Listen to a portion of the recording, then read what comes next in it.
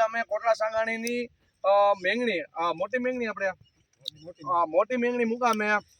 ભાઈ અમારે રાજુભાઈ અને ગોગનભાઈ જે મોટી મેંગણીના છે આજે એક અદ્ભુત જે વાત છે હું તમારી સામે લઈને આવું છું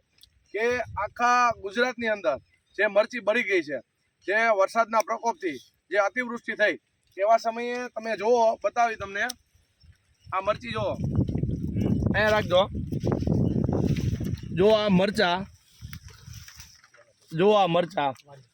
હવે આ એક અદ્ભુત ઘટના છે કે એ બંને ભાઈએ ખેતીની અંદર એવી સરસ મહેનત કરી છે એટલે રાસાયણિક કરે છે પણ રાસાયણિકનો મૂળ આધાર શું છે એ આપણે એમને પૂછી લઈ કે તમે આની અંદર જે સર્વપ્રથમ જે પાયાના ખાતરમાં જે ઉનાળાની વિધિ હોય એ ગોગનભાઈ આપણે શું કરી હતી જેનાથી આપણી મરચી અત્યારે છાતી સમાણી મરચી છે અને ખૂબ સરસ છે બળી નથી તો અમને તો એક અદ્ભુત ઘટના લાગે છે આજની તારીખે ગોગનભાઈ આની અંદર તમે પાયામાં શું નાખ્યું હતું પાયામાં ડીએપી ખાતર અચ્છા અને ખેતી કરવામાં છાંટી મારીને પાણી ખાતર પાટલું રેડી દેવાનું પછી પાણી ભેગી કરી દેવાની મિત્રો જ્યારે રાસાયણિક ખેતી કરતા હોય ત્યારે હજી પૂછી લે કે આની અંદર કેટલું તમે ખાતર નાખ્યું હતું છાણીઓમાં નાખ્યું હતું 9 વીઘામાં 60 ટેલર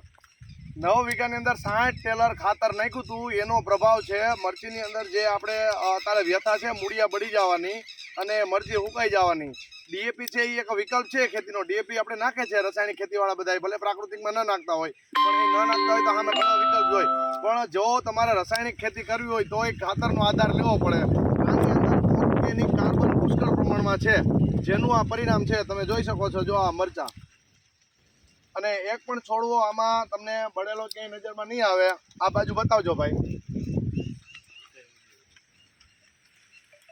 આ આપણા સૌરાષ્ટ્રની અંદર લગભગ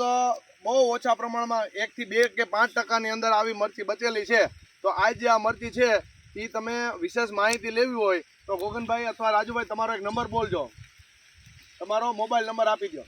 9876479132 બરાબર છે આ ભાઈનો નંબર છે આ મરચી માસ્ટર કહેવાય કે આજ સમગ્ર સૌરાષ્ટ્રમાં મરચી બળીને ખાક થઈ ગઈ છે વાવેતરનું હવે નવા આયોજન થાય છે એવા સમયે એક પણ છોડને એક પાંદડાનો વાળ વાંકો નથી થયો ત્યારે આવી મરચી થતી હોય એ લોકોને તમારે મુલાકાત લેવી જોઈએ આ સફળ ખેડૂત છે સફળ ખેડૂતથી જ આપણને સફળતા મળતી હોય હંમેશા તો મિત્રો કોટલા સાંગાણીનું મોટી મેંગણી ગામે ગોગનભાઈ અને રાજુભાઈ તમારી સાથે રૈયાણી રાજુભાઈ રૈયાણી ગોગનભાઈ રૈયાણી તથા તેની સાથે જે મિત્ર તમારું શું નામ વિનુભાઈ ટીલાળા અમે બધાએ ચાલુ વરસાદની અંદર આ મરચીની બજારમાં જે ચોરાએ વાત થતી હોય તો મારા મિત્ર છે હું જોવા ખુદ પહોંચ્યો છું ત્યાં અને આ મરચી જોઈ અને અમે ખૂબ ખુશ થયા રાસાયણિક કરો કે પ્રાકૃતિક કરો પણ એની અંદર ઉત્પાદન આવે તો એના ઉત્પાદન લેવા માટે શું એના સ્કોપ હોય છે અને શું વિકલ્પ હોય છે એના માટે ખાસ કાળજી રાખવી જોઈએ ખૂબ ખૂબ ધન્યવાદ જય ગૌ માતા કૃષ્ણરાજ જાડેજા લોધિકા રાજકોટ ગુજરાત